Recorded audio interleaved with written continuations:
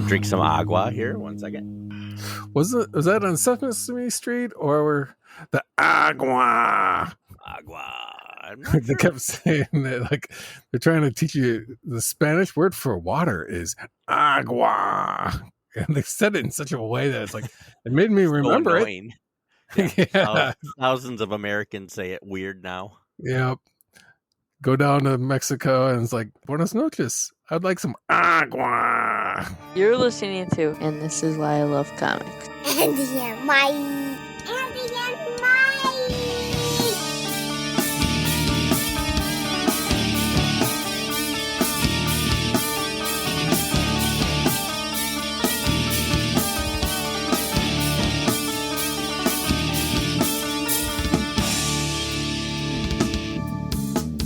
Certainly peaked last episode. Make it funky. Here we go. And welcome to another episode of And This Is Why I Love Comics. Yeah, I'm Andy. And I'm Mike. And we're here talking away. It's been a little while for us because of me, so just bear with us. We are the podcast of cantankerous old men who love interns, and no, we don't love interns. I'm gonna have to edit that out. Dang Excuse me. Dang it, that's going to get me sent to HR. Right. We love comic books and talk about our lives and friendship, and yeah, I just wanted to get that out of the way here. Thanks for listening to us complain and whine and talk about our love of comics. Sometimes it may not sound like we love them, but sometimes it's just... But we do. Yeah. We may sound disappointed, and that's almost the same as love, right? Pure disappointment. Right. Yeah, it's a form of love, right? Yeah. Yeah. Isn't that... somebody was saying that earlier where... they got cut off. They cut somebody off in traffic, and instead of the person when they road raged and they caught up with them, kind of like at a red light or something like that. And then when the other car came by that they cut off, came up next to him, and instead of flipping them off, just gave him a thumbs down, and that was worse. And it was like, because it's like it's one thing that like, oh, you're pissed. Well, screw you, old man, for being pissed. But it's like that thumbs down was more like, yeah, that's disapprovement. It's like, nope. Yep. Right. You disappointed me as a driver. And that was even worse. Suddenly in tears. Apparently that affected this person more than simply, flipping them the bird or anything like that. Right. Well, thanks for joining us and listening to us. We did an episode last time about role-playing games and superheroes. If you missed it, it's just one back from this one, and just go one back, and it's you don't have to time travel. No DeLorean needed. You can or TARDIS. It's there whenever you need it, and there's 43 other episodes besides this one. Well, actually, man, we talk a lot. 45. Yeah, we do. I can't wait to get to 50. I really can't. Andy, I hate to break it to you, but we're already over 50. Dang it. Yeah, I'm 52. Yeah. You're 52. We're the new 52. So we talk about comics. If you have a comic series, comic character, anything you want us to talk about, all our Gmail and all that stuff will be read at the end of the show. It's also in our show notes at all times. So it'll be there waiting for you. Kip, at your listening pleasure. All right, Mike, I want to get serious for a minute. Let's wrap. Let's get the chairs out. We'll sit backwards on it, straddling it. Let's wrap. That's right. Okay. Got my hat backwards, ready for it. It's not comic related. No. It's family related. We both have children. We both have children that are older and moving on with their lives.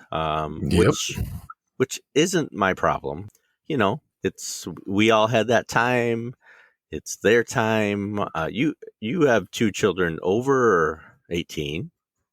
Yes. And I have one that's 18, and then the rest are way much younger that I'd like to admit. So I have an 18-year-old, and he just graduated from high school. And the situation is, of course, I am the two older children, the two older boys are from a divorced home, so I would get to see them periodically. It's a regular time. It's not like I see them once a year. So back and forth, back and forth, back and forth. So the older one is 18, no longer has to go back and forth. Like he's on his own, not under any requirement. Oh no, my parents can't get along, so I have to have this written document. He's out of that. I feel kind of glad that he is for him. Like, okay, I don't have to deal with this BS just because my parents can't talk to each other, right? Yeah. So that's great. And I knew that he was going to go off to college, and that'll be next month-ish, and that I wouldn't see him for a while. And we saw him graduate in May. I've only seen him like 3 times since. He hasn't been coming over anymore. Yeah. I try not to take that personal, but it's hard not to. Yeah. Well, and he's got a full-time gig though, right? He has a full-time job, absolutely. Works overtime even, so he's busting his butt to try and make some money. Yep. Yeah, college ain't cheap, and it definitely is not getting paid for it or forgiven. And that's the rough part. Yeah. I miss him, but I'm happy for him as well. Like it's not that I'm mad he's not showing up. And we live about a half hour away. It's a little commitment drive, but not that bad. It's not like we don't speak. I can text him at any time I want, and I do, and he texts me back, and so it's not a lack of communication. I just have only seen him a couple times, and in live and in person. And it's hard. I didn't realize this would be so difficult. This is my firstborn. And I still remember holding him as a baby. So, it doesn't feel like it was that long ago either. Right. And I just don't know how I'm going to deal with it. I know you have a different situation than me, but I wondered if you had any advice. Read more comic books and get lost in the fantasy world that it presents and never think about family again. How's that for advice? I mean, that's working pretty good, I think. So far. Yeah, head in the sand approach. Right. Yeah, it's been rough because like on our end, our youngest is heading off, and she's like already going to the shops and going, okay, this has got to go in the apartment. This has got to go to the apartment. This has got to go. And it's like, I'm thinking like, it's a little weird because it's like, wait a minute. That's my furniture. I bought that. Why is that going with you? Right. But then another part's like, I'm glad that she at least likes some of the furniture. There's no way I can pawn off any of my collection. It's like, hey, you want to bring any of this with you? All the things that you grew up in the house. You saw the He-Man toys, the Masters Universe stuff, all the Thundercats. Nope, none of that. So some things she was keen on taking, and some things she wasn't. Okay. But yeah, as far as like any semblance, it's like, yeah, this is just new. And it's amazing how much you can cram. Like in my case, she's still here full time. She's working full time, working 2 jobs actually, but she's working and plugging away. Yet it's like, oh, every weekend, got to do something. Okay, and then what are we doing tonight? What's going to happen? Because it's like it's that countdown. When you had infinite time, you kind of took it for granted. Now that it's at the finite final stages of them being at home and this being home, because once she moves out, that's it. She might come back for a while until she finds a permanent gig somewhere. But she better knock on the door first. Yes, not just walk on in. So that's where it's like, oh, that's it. Then you run through all the checks and balances in your head of like, okay, what did the school teacher? Oh, okay. So I have to tell her all this stuff. It's kind of right. And I've got a little bit of time. It's like, okay, watch out for this. Don't do that. And it's like she's got an apartment off campus, and it's like that's fine. And it's like, but you're moving to a town you've never been to before, so it's like make sure you use the buses and let the bus driver do the driving, and you're just getting aware of the landmarks and your way around and how to get from point A to point B. And she's like, "Oh, but I got my car." And it's like, you're missing the point. Right. Take the bus, get your understanding of the lay of the land first, so you know where to go and where's what. And it's like, I didn't know if I had just gone half a block this way, that's where all these restaurants were, or that's where this thing was. But that's why I was like, take the bus, just hop on it, and go where it goes. Yeah, and she'll make friends and all that, right? She'll have roommates. Yeah, that was always a weird too, because it's like, she was frustrated with like the school that she went to, and how that is like, yeah, it's kind of tough to make friends there. And I was like, yeah, because they're not like you, and I think I've mentioned this in a previous podcast as well, but it's like you go to college, and especially if you have like a major in mind, they're going to have other people doing the exact same thing. And they want to be in the same mindset because they're all like, she's going to school for psychology. And it's like, yep.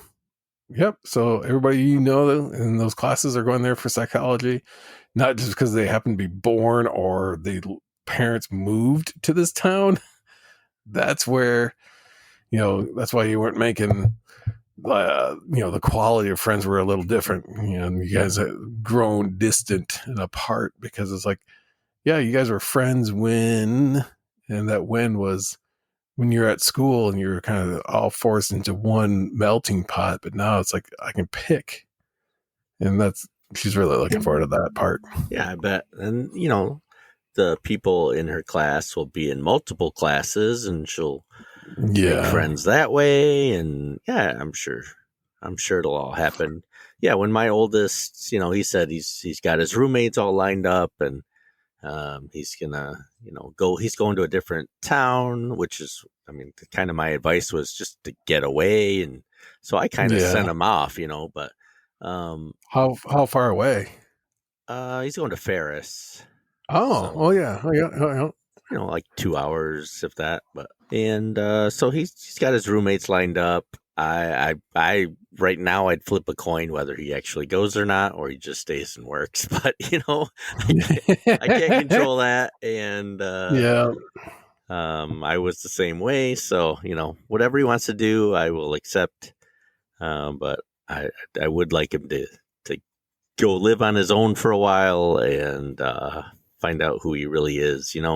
But it's strange not having him there. And some of the traditions that you always counted on, that even has to shift. Right. The Christmases together. That it's like, well, it's not like, well, your Christmas break is spent here or here. Now it's like, well, you don't have to follow the rules of the that were already established. You can set your own now. Right. Yeah, like, you don't have to. Like, I still have, the second child from that marriage that I, I have time with and schedule and all that stuff. And it was usually the two of them because that's how it went. And now it's just one. And in a way, I'm getting more quality time with the younger one, but it's like, I really wish the other one would come and visit. And I'm not saying that now. He doesn't listen to the podcast, so I'm okay with that. This isn't something to get into his nerves or anything, but I don't know. I've just never encountered this as a father, and I've got to go through this 4 more times. After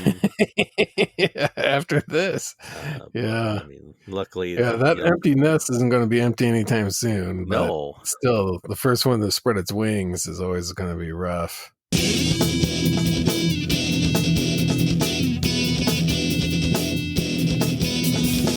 But I remember a couple times where we went to a few amusement parks and the kids wanted to get on a ride, and I was like, just not feeling it.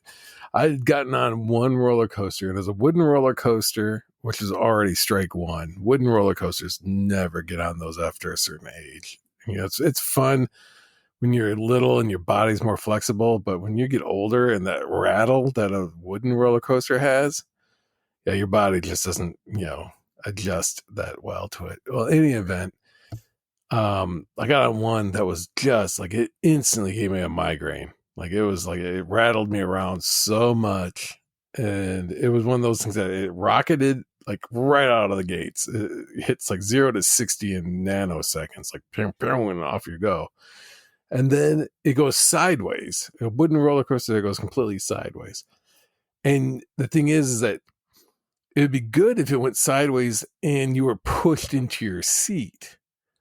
But this is like you're going sideways and you're not pushed into your seat or pushed back. You're actually feeling like you're going to fall off the side. And this was supposed to look like a race car. So there isn't anything really holding you in except for this little lap bar. And I am just like holding on for dear life. Like, this is rickety.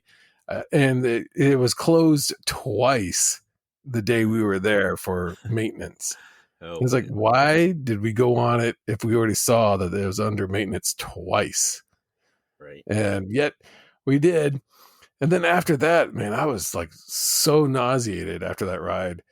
The kids were like, hey, let's go on this ride. And I looked and it's like, no, I'm not feeling so good. And that got me out of, I could chicken out with legitimacy. I was like, I'm not getting on this ride. There's a ride called like something like the Barn Racers or something like that. There's this giant swing and it didn't look mechanically right. And it just swung you up and down and then it would hold you perfectly parallel with the ground. And you're a good like 30 feet up. And I'm like, yeah, that one was a little unnerving. And as soon as we got off that one, we were like, yep, we did it. Never going to go look back at that one ever again. Like, hey, let's try that one again. I was like, nope, we did it. Checked, right. Gone. Let's move on to the next one. Yeah, and that's kind of how I feel. Like, I've gone on rides before. I've gone on roller coasters. I've tried a bunch, and my instinct says, yeah, you really don't enjoy that. You've tried it. So I'm done with my roller coaster days. It's just my kids haven't seen me do it much, so they must think I'm afraid of it, but it's not a fear. It's like, I didn't enjoy it. There's, I get whipped around. I'm achy afterwards because I'm old. I'm good. I'm good. I've experienced it. If you love it, great. My wife likes roller coasters and is hoping some of the children will like them too. And, that'll be fun for her, but I'm good. I'll take some pictures of you while you pass me by and, I'll do my manly photograph part and we'll call it good. Yep. Yeah. Whenever you have to do calisthenics before getting onto a ride, something's wrong. Right. It's like, have you done your stretches? Now, let me ask you this amusement park question. This happened once, and I don't know if it's how universal have you encountered this, but so we're working up the nerve. We're in line, working up the nerve to get on this ride. And my wife's like, I don't know about this one. And I'm hearing screaming and stuff. It was like a dark ride. And it was just like, oh my gosh, don't know what this ride looks like because it was all indoors. And we finally got her convinced, like, hey, people are having fun on it. This is just, everything's safe.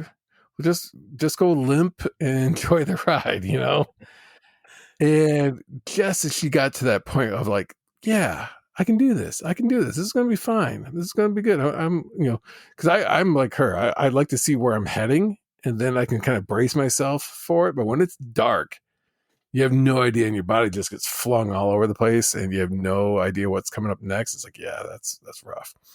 So she's got the nerve worked up. We're all getting ready to go. And here comes our cart was coming up.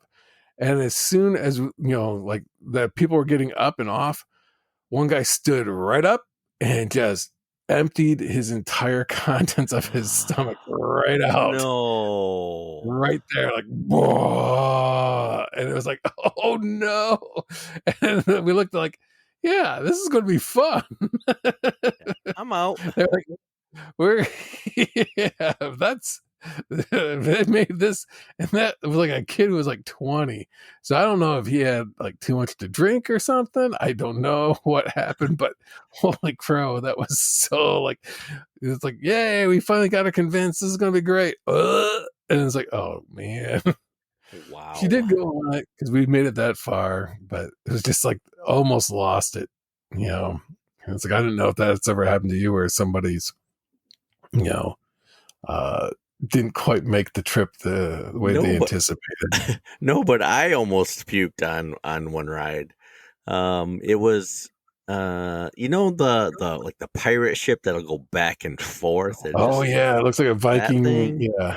Yeah, Yep. I did not like that one bit when I rode on it. It's one of my favorites. Oh, really? Because I'm fine going forward. The moment it starts going backwards, nope. My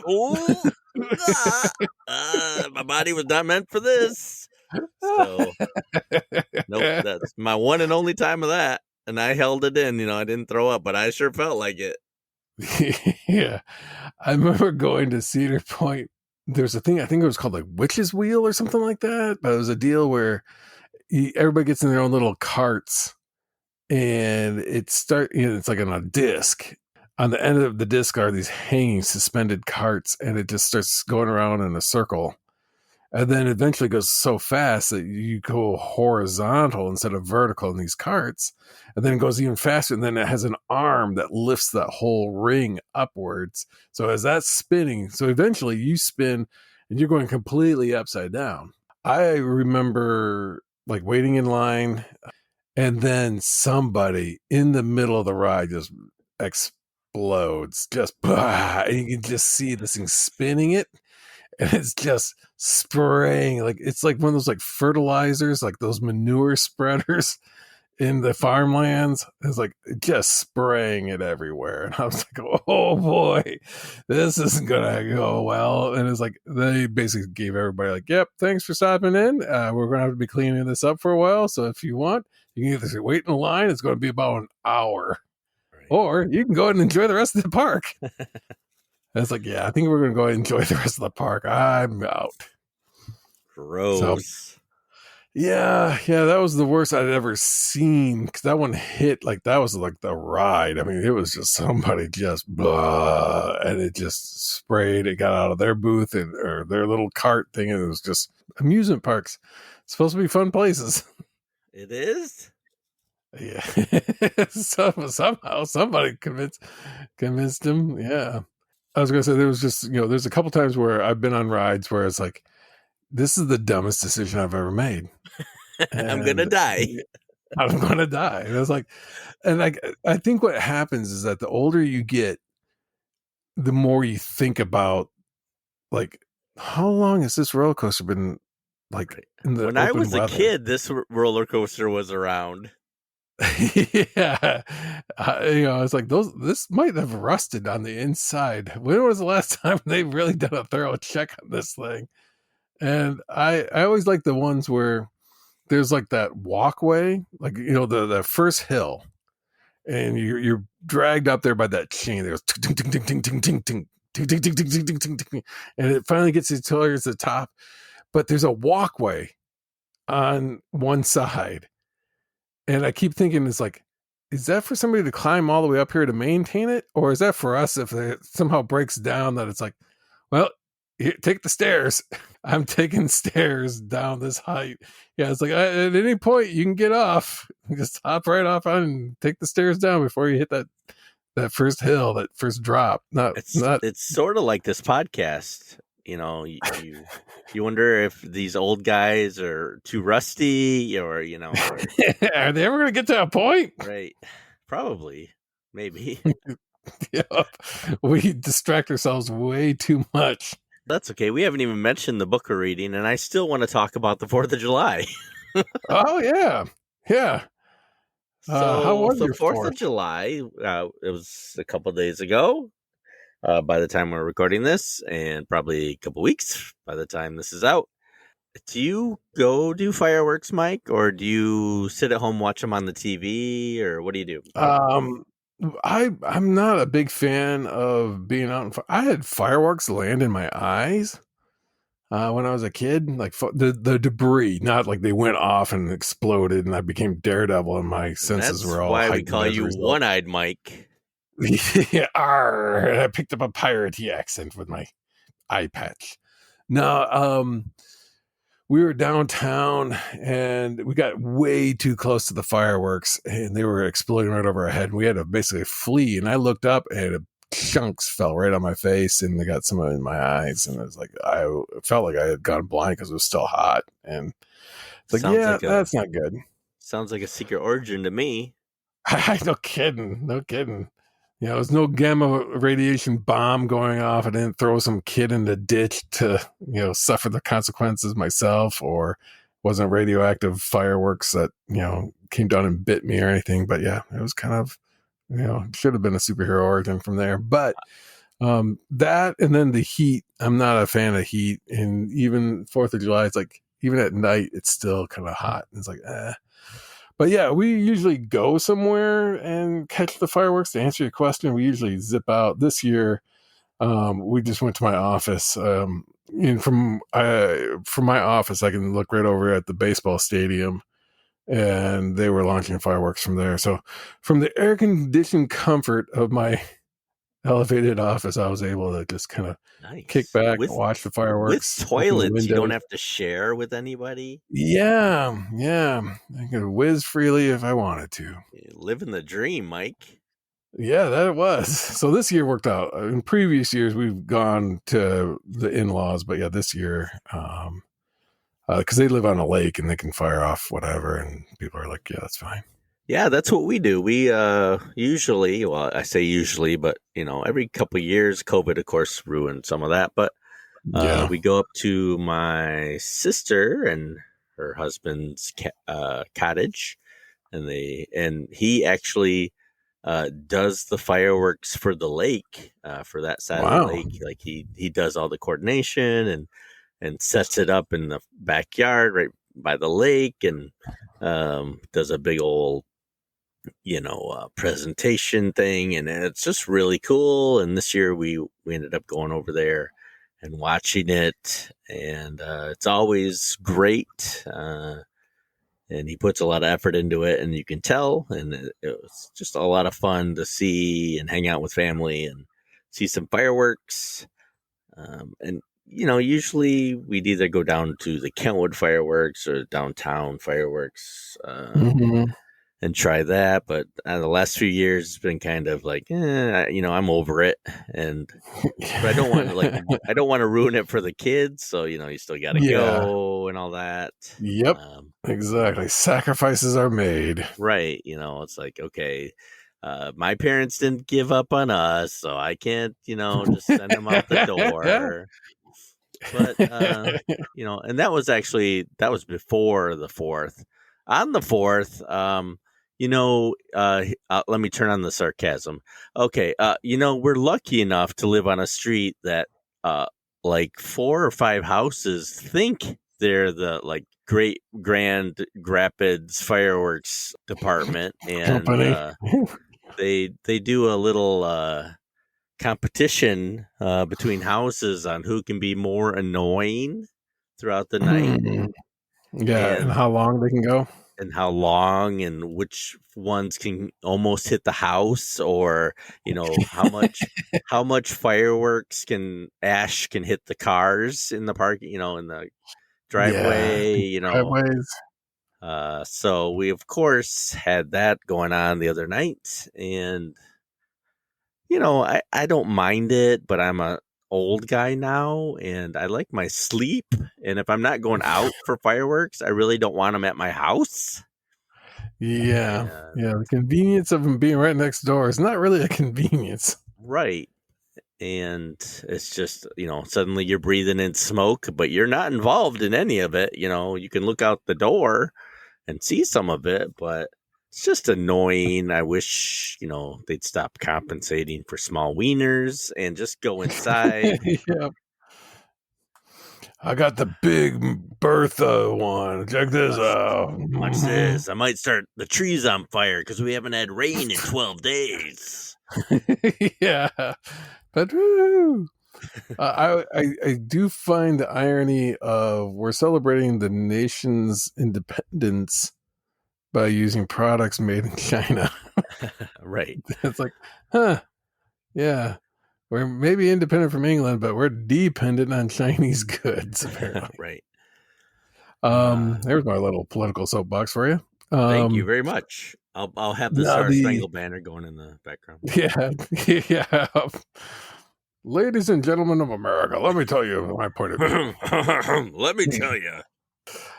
First time listener. My wife's uncle, when he was alive, we would do fireworks, and he loved them. He loved the fireworks. He loved them. He'd buy more than he could afford. He was retired, living legitimately like paycheck to paycheck. Very, very lean times for him. But when it came to fireworks, that dude just like all of a sudden dumped every ounce of money he had at it. And I was like, oh my gosh. Now, that in itself would have been a good story just to tell, like, oh, how generous this man was and how much he loved the country and loved, the fireworks display of the 4th of July. The true story, though, is that unlike most people who would just get a match, a lighter, whatever, this dude had an acetylene torch.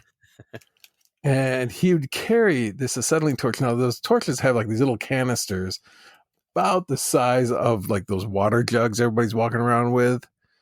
And then it's got like a little spigot off of that thing. And it's just this blue flame. It's so hot. It shoots like a 2 to 3 inch flame, and it's always on. This guy would forget that he had it in his hand. It was always in his hand. And he'd just walk around, like he'd fire one off. And as it was firing off, he'd run back to stand next to us. And he would use this thing almost like people use their index finger to point at things. He's like, did you see that? And he'd point at you with this thing and get like within inches of your face with, it's like, I like that one. Oh, look at this. And he'd just wave his arm around with this flame that was like, and my kids would run in fear. I mean, it was like, this dude's going to catch somebody on fire. And the best was that it was always at my in-laws. He had a shop. He would have the garage doors open and we'd all sit in the garage, and then the fireworks would go off by the street.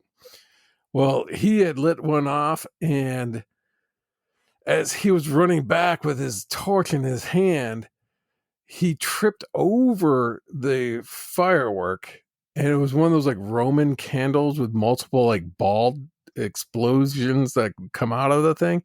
Tilted it over, and it came right at us, and it was like a mortar shells of like foom foom foom foom foom, one after another, just came screaming at us. We were all ducking for cover. People were running. They were exploding inside of his building, just explosion after explosion after explosion. And it was like, we didn't get invited back the next year to do fireworks at his place. Why not? And the mystery is still to be solved. Yeah. I think Professor Plum was the one who was the real guilty culprit. Yeah, there was quite a few accidents here recently this 4th of July. Like 10 people in a crowd got hurt. One person died from a firework. Good grief. I mean, the more massive, fireworks that we're allowing people to get. Oh, here's my soapbox. How we used to have, sparklers and those little snakes where you could light them up. The black snakes that would.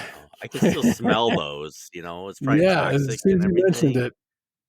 And that's all we had, once in a while you had a firecracker or whatever, but, now they can do professional explosives in the street, and it's just hazardous. And I mean, no wonder people lose fingers and die from these things.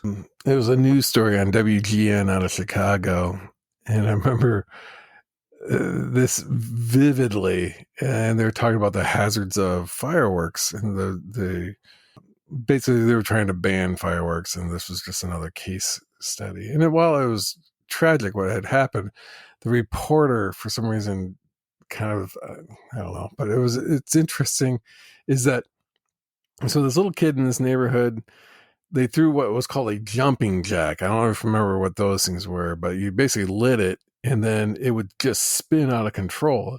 And it wasn't like a big firework, it wouldn't explode necessarily, but it had like, if you're familiar with what Gamera is, the kaiju turtle that would spin Yes. and shoot fire out and spin, that's basically what a jumping jack is. And it's about the size of a quarter. Well, apparently some kids in the neighborhood lit one, threw it in this kid's back pocket and ran.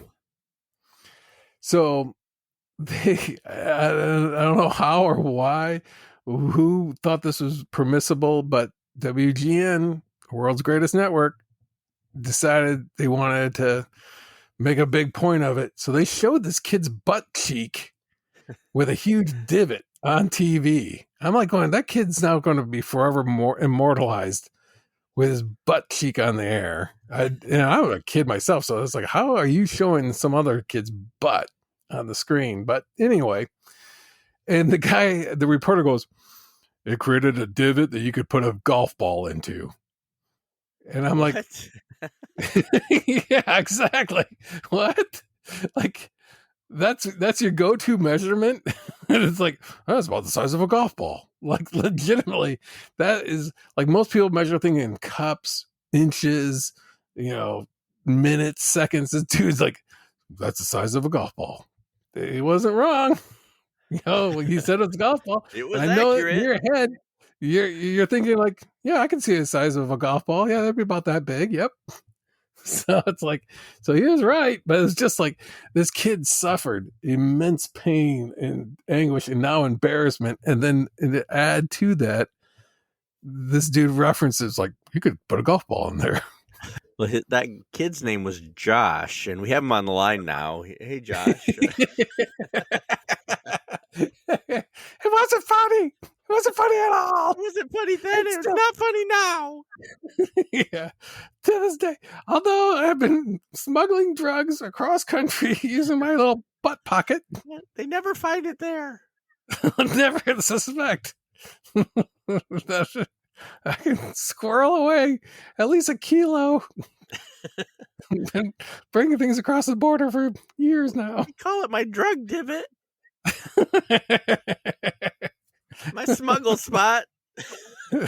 Smuggle spot. And that live at 11. More butts. More butts. This is bringing in people. This is amazing. We should do this more often. Who else blew up something?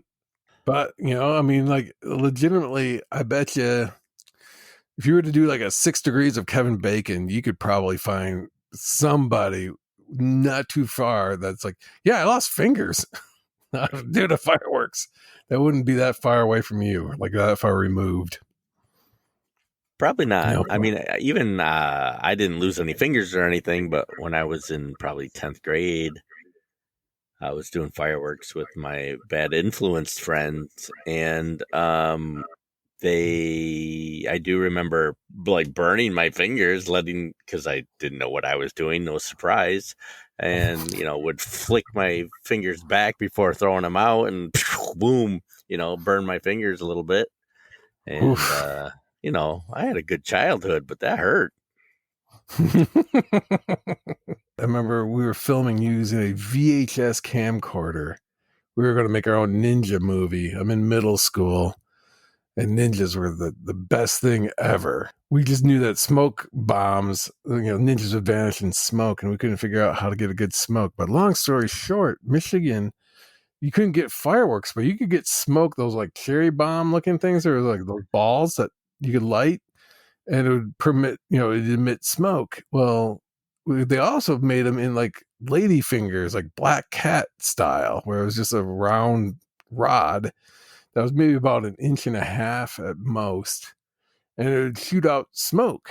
Not a lot of smoke, but we're like, how do we do this? Because this smoke is not getting in front of the camera. We'd light it, and it just like, and it would dissipate before it even got onto the screen. So there was never that big like pile of smoke. So we didn't know what forced perspective was. We never knew that. Why don't you just hold the ball up right in front of the camera and let it go off? Well, we figured out a better way. So this neighbor kid we had him. We said, why don't you like shoot the smoke right at the camera, like you're shooting it at me, and that would blind me with the smoke. So he had his long sleeve shirt on. It was like those long sleeve t-shirt type shirts. We said, okay, why don't you put him in like Spider-Man's web shooters right on your wrist? When we're in the middle of the fight sequence and your fight sequence and you say ready, we'll cut, hit pause. You don't move. I'll light and then you just point them at the camera and then I'll light them and then it'll look like you're just shooting smoke right out of your hands. So in middle school, this sounded like we were ILM. We were like super, super special effects. We completely forgot that these things, because of it shoots like magnesium, it hits like this white hot flame comes out and then it goes to the smoke. Did not make the connection that flame was going to hit. Well, in any event, that went right out across his palms. And as it went across his palms, he freaked, obviously, and he shook his hands like, ah! Well, we had put rubber bands to help hold the fireworks in place, and the fireworks slipped down into his shirt, and then he was just like smoke billowing out of his shirt up to the point where it was just blowing out of his collar, and he was completely like, he looked like a chimney coming right out of his neck of smoke, screaming, and he just runs back home. And we just saw him run down the street, take the driveway, took a hard right to head to his house. And the entire time it was like a locomotive, just a chimney of smoke coming out of his neck. Was the Benny Hill song going at the time? Yeah. But I know I've told you that story like a million times, but yeah, that was one of my favorite. Like, yeah, even though you couldn't get official fireworks, we still found ways to do some damage with, at the time, safe fireworks. We should recreate that for the YouTube channel. Yeah, I don't know whatever happened to that kid. He's probably like, he's got like pictures of me with my eyes scratched out, and it's got like these surveillance photos. I'll get you one day. Speaking of trying to make some special effects and some gadgets, it is the Batmanga, and I'm going to butcher the pronunciation. Jiro Kawata. I am really bad at names. Right. How would you pronounce it? It could be Jiro or Jiro. Yeah, Jiro, right. Yeah. Kawata. Yeah, but yeah, this is from the 60s, right? Yeah. At the height of Adam West's Batman, this book comes out. Really, like, what's the term? East meets West. Absolutely, in my opinion, I was super excited to read this because it's like culturally very different. It's like we see superheroes in one way, they see them as like, well, maybe something's a little different. A lot of Japanese comics are not superhero driven. There's a lot of superhero elements, but it's not like they've got the superhero costume, secret ID. Like a lot of the tropes that we are so familiar with just aren't there when it comes to their books, and especially of this time frame. There was still a lot of it was like the giant robots and various, the Astro Boys, the Gigantor, Speed Racer, all those classics were around, before and up to this point. And yeah, this really felt like it was going to be kind of Speed Racer-esque. I didn't even know this existed until you mentioned it. And then I read up on it a little bit. He was commissioned to write and draw a series of original Batman comics for the Japanese market. And like you said, they don't really go by the same things that we do. They have different ways to tell a story. I even had to read this right to left. Yep. So it kept with the spirit of all that stuff. He did 53 issues of this book. We're only going to go talk about the first three, or first three story arcs. First three story arcs. There was more than 3 issues. So, and I didn't know what to expect, but I thought it's manga, so right away I was pretty psyched about that because we read a manga before, and I was like, it's okay. But, so One when Punch Man became one and done, man. one and done, man. But so when I pick this up and I think, hey, this might be good because it's got familiarity, yet it's refreshing and new. It's got none of the standard things that are Batman, other than his equipment and Bruce Wayne, Dick Grayson kind of thing. But it has no villains of the same. It's all new. It was new Batman to me. Yeah. And I think for me, this could have been written last year. It was kind of timeless for me. I didn't think, although it was a little campy, so you thought, okay, this guy is writing based on, the 60s series, like you said.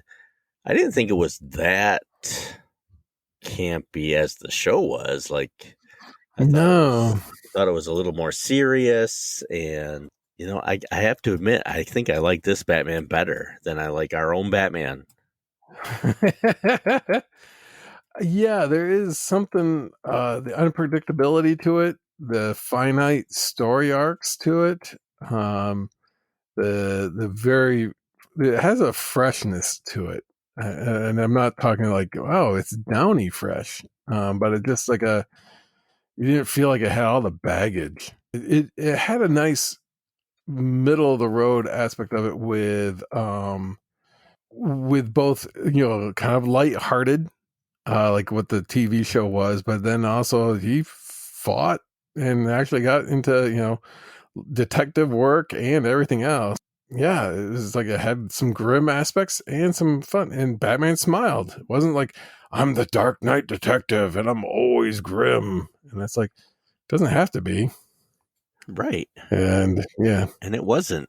He fought. Okay, here's the villains he fought in the books that we read.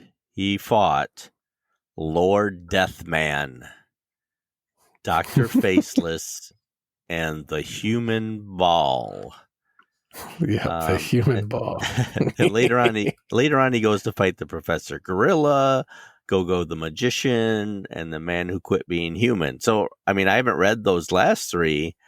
I did start the Professor Gorilla one, but those are, you'd expect to see the Joker, the Riddler, Clayface, but these were nice takes on new villains, and I mean, they weren't blown away, super villain coolness, but they were unique enough to where, especially the Human Ball, it just kind of picks your interest up, and you want to know more about them. They all had a purpose. They weren't just like, I'm evil because I'm evil.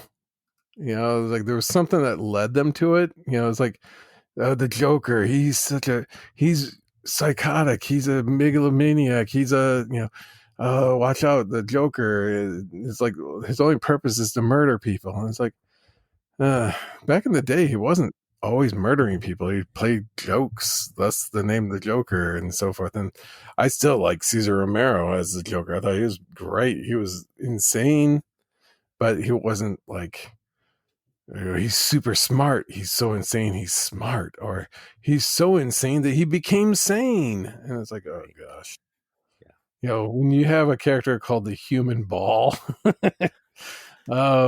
it's like, okay, just take it as escapism. It's just meant to be just fun. And, each of these stories were told in 3-story arcs, and continuity didn't matter beyond those 3 stories. You could read any of these stories in any order, and you didn't feel like, if I had read, Go-Go the Magician before I read Lord Deathman, it would have been perfectly fine. You weren't like going, oh my gosh, it's throwing continuity completely out the window. Exactly. And there was twists and turns and surprises. You wondered how this first villain never died, and how the Human Ball was able to bounce around like human balls do. And You know, it was just Yep, yeah, we can go on. Please elaborate. you know, it was just the villains were cool. I thought Batman and Robin were kind of cool. I mean, you could see the '60s style of the characters, like you said, like a speed racer kind of thing. Robin especially kind of looked like a speed racer character, and they got along and they worked well together. You know, they had the Batcopter and the Bat mobile was straight from the TV show. Yeah, that it was. But it was nice. It was a great thing. It was all in black and white. Was the original series? Do you know? Like, because once in a while they'd have a color page. Was that something they added later, or? I don't know, because like the color was very random. It was like, sometimes the cover was in color, and then other times the cover was in like two color, meaning like it was black with an extra color. But there's one that I had that chapter 3, Lord Deathman, that cover was full color. Yeah. But the previous ones were kind of like, just kind of like orange and black. And then just shades of orange and black. And that was it. And in that way, I thought it actually, design-wise, it was brilliant because it just kept it very, very simple and straightforward. But yeah, later on, they were always that way. But I don't know if it was just to commemorate the final part of the story arc that they would do that. Yeah, I was trying to find a pattern on why this page was colored, but I couldn't figure out what it was. No, it was just kind of randomly placed pages. It wasn't the very first place, because in Western comics, usually the first page was the splash page. And that's where the credits would be at. That's where it's just a big single panel to get the establishing shot. And that was always kind of the standardized form. And that wasn't color. And yeah, so there was just no rhyme or reason. They did it. There was probably something due to printing, that they had in the production that, the cover and the fifth page in or whatever it was were on the same print. So that's why that page has got color, but nothing else does. Yeah, I could not figure it out, but my thought was maybe it had to do with that. Yeah. That they were just ganged up on the same press sheet. 3 story arcs that we read, the Human Ball, I kind of have to keep saying that, but the Human Ball, Dr. Faceless, or Lord Death. Which one did you feel was actually like one you'd like to see in actual DC continuity? I thought Dr. Faceless was pretty cool. And it had a nice twist in it and everything like that. I was, you could see that character as a DC villain pretty easily. I mean, all 3 of them were possible and could be possible, but I thought the Dr. Faceless one, where his face was so scarred through an accident that you could see that, and they probably use that later on with a villain, maybe even the Joker. Who knows? I don't know. But it kind of had a two-face kind of thing, but it was a nice twist in it. I don't see how Bouncy Rubber Man guy, the ball guy, how he could be used, but you never know. I almost think that was like a circus performer gone bad. Could have been a good Dick Grayson storyline. But yeah, somebody like a second tier, but it would be perfect for Robin to fight against somebody at that level. Yeah, who do you like? I wonder though, which one came out first? Do you think the Human Ball or Bartok the Leaper? Because there's a lot of similarities. This dude just hops from one thing to the next thing to the next thing, right? Well, and that's where it's like, when did Bartok the Leaper he was created in 1966. So I don't know when this particular issue came out, but it just says the 60s. yeah, the human. So If I type in the human ball on Google, what are you going to pop up on a Google search? I might not get the information that I want. not specifically. You might get something you made. Now, that didn't stop me from doing it, but No. Still gotta check it out. Still looking. For our Patreons, Andy will take a screenshot of what the human ball, so you don't have to. Right. Now, it does look like he was created sometime between April of '66 and May of '67. So there's some little twist there. Coincidence? Yeah. Right. Yeah, I just I liked that there was always some sort of mystery, that Batman and Robin got along, that Batman there was always a little quirkiness. There was, I don't know if it got lost in translation or something, but there's a few scenes, oh man, that just don't read right by today's standards. Right. Well, when they took a bath together, that was kind of weird, but just a touch. Oh wait, no, but there's a sequence, and it's in a later issue. It wasn't in any of the story arcs that we actually read, but there is one in where, in order to get through this radiation wall, more or less, they have to figure out how to get past this wall. And you find out that if Batman slips under the covers of this bed, they can slide it underneath this radiation wall. What? And it shows Robin basically more or less tucking Batman in. And it's like, oh my gosh, this is so great. Did like the human balls ricochet bullets. That was pretty cool. Yeah, he coded his bullets to do the same thing. Did you say balls or bullets? He coded bullets to do the same. Yeah, we'll leave it to the listeners to add it to the comments. Yeah, so, and then Batman was hurt for a while, so Robin had to step up, and there were some story elements I wasn't expecting that were kind of neat. I just expected, I didn't know what to expect, but there was some characterization in it that I didn't think, for a 60s comic would happen quite as much. DC wise, characterization really wasn't there back then, but this one had some. It was, the partnership between Batman and Robin was kind of cool. It felt like, the way that they drew Robin is clearly he's a little kid. Yeah. A lot of artists don't draw kids that look like kids. They look like just shrunk adult proportions. Right, John Byrne. And it's like, no, this Robin looks like a kid.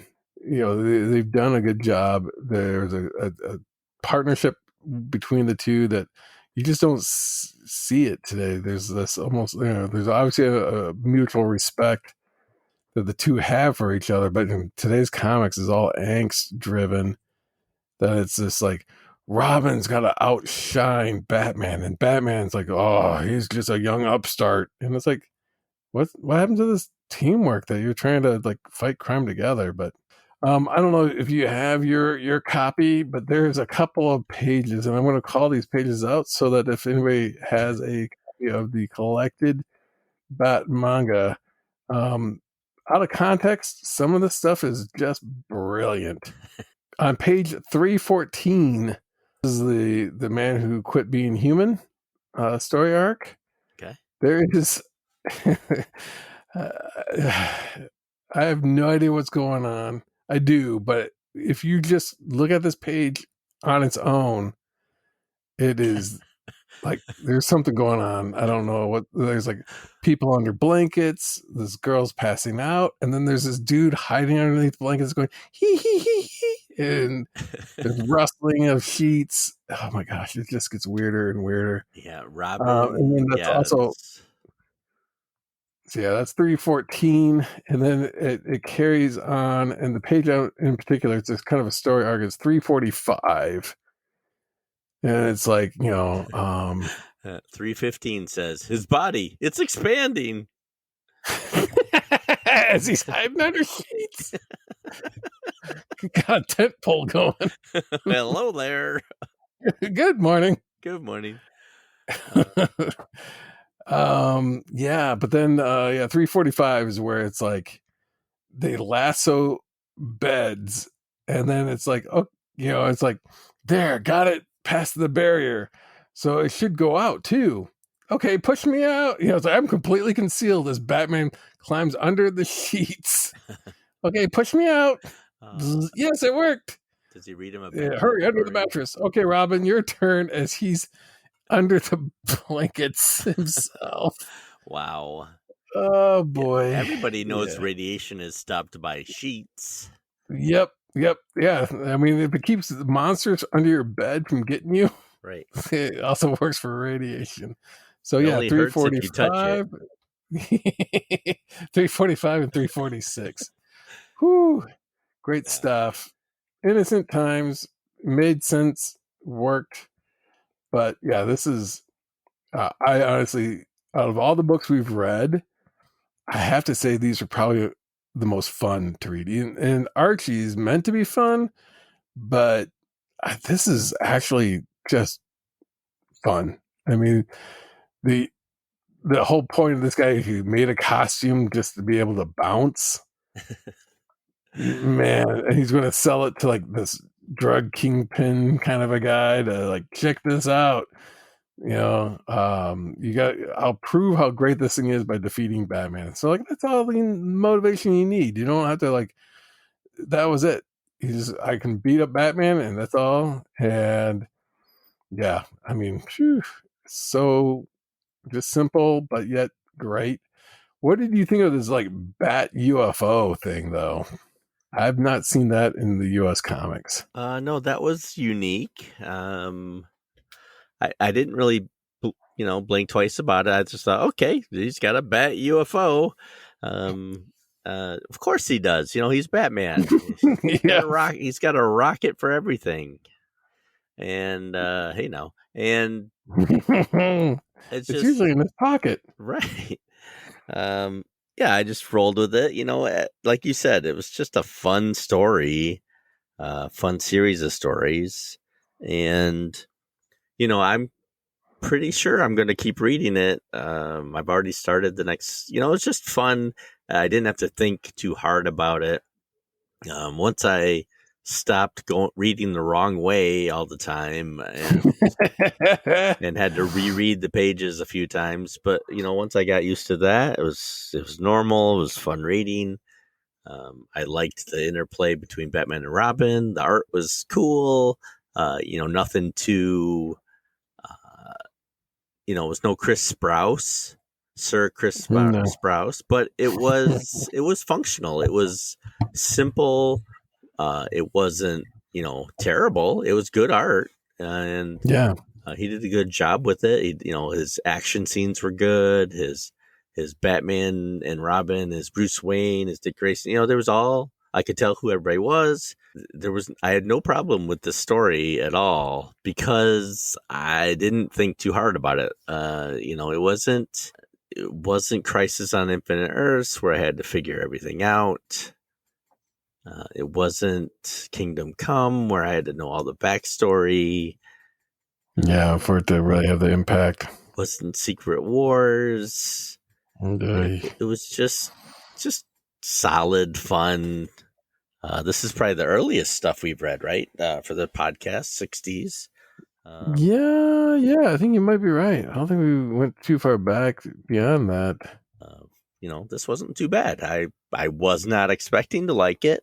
Batmanga, or manga for those who pronounce it that way, and probably I should. I don't know. I'm not sure, but it sounds better when you say Batmanga. Manga. I wonder how manga, the theme song works. Manga.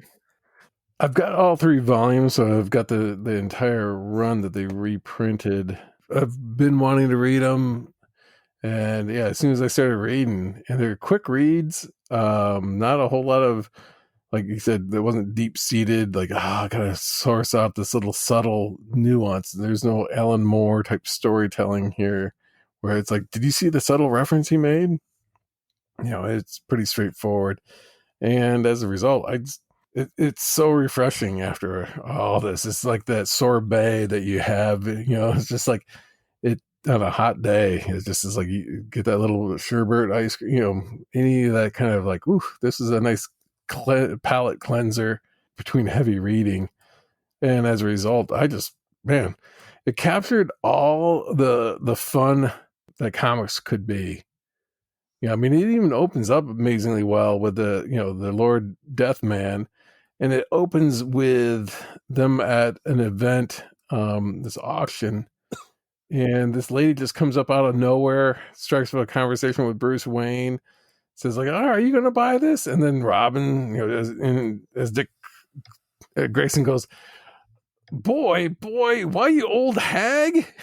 And it's like that's like page 2 almost of the story, and it's like, holy crap, this is great. What? Old hag? Well, I never. And then it's like, all right, both of you settle down. It's just, it has that bit of levity. You already get a sense of the tone that this is not going to be, like super deep and brooding. It's just going to be, you got that little bit of humor, a little bit of fun, and then it can go into some action. But they did leave some like gaping holes, like you said. Like Lord Deathman is immortal, but they don't explain it. He can die and then comes back, and then dies again, and then comes back, and it's like, how or why? No idea. Yeah, so if you've ever read Batmanga, let us know. Let us know what you think. Our webpage is, and this is why I love comics podcast buzzsprout.com. I'll probably do that again some other time. Email us at, and this is why I love comics at gmail.com. Join us on the Twitter at, and this is why IL1. We're on the Facebook. Look us up at, and this is why I love comics podcast. On the Facebook page, we have a calendar of events.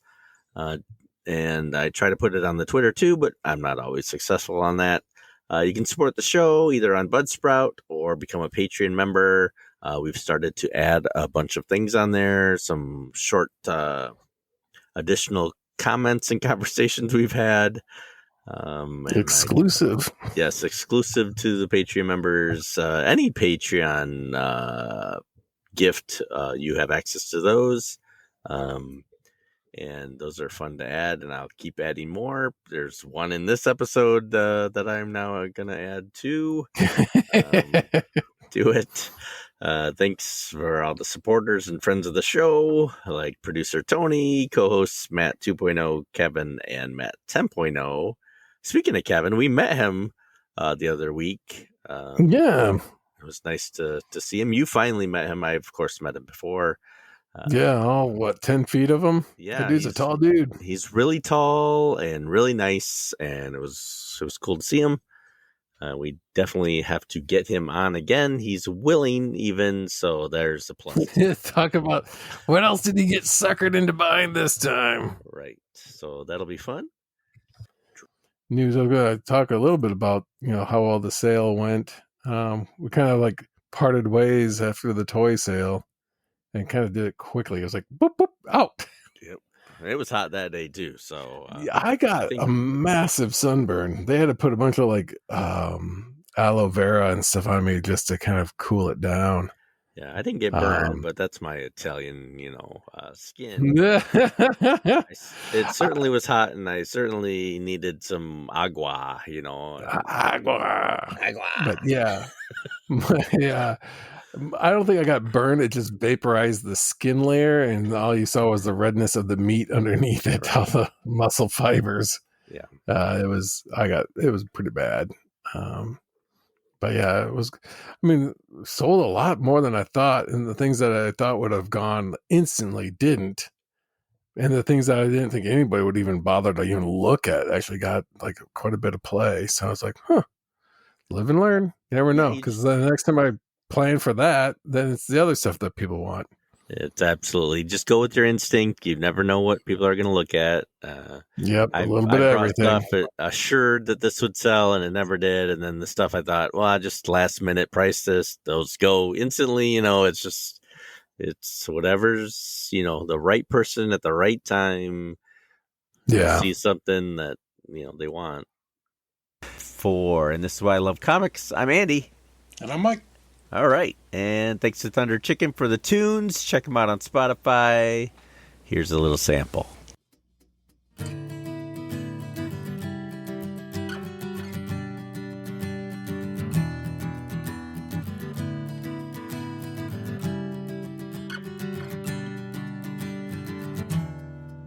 Just focus on the relay team. Ingest the fallacies. Write it on these cave walls. It's open for theories. These things die tomorrow. Just push in the knife to learn this forgiveness is an eyesore.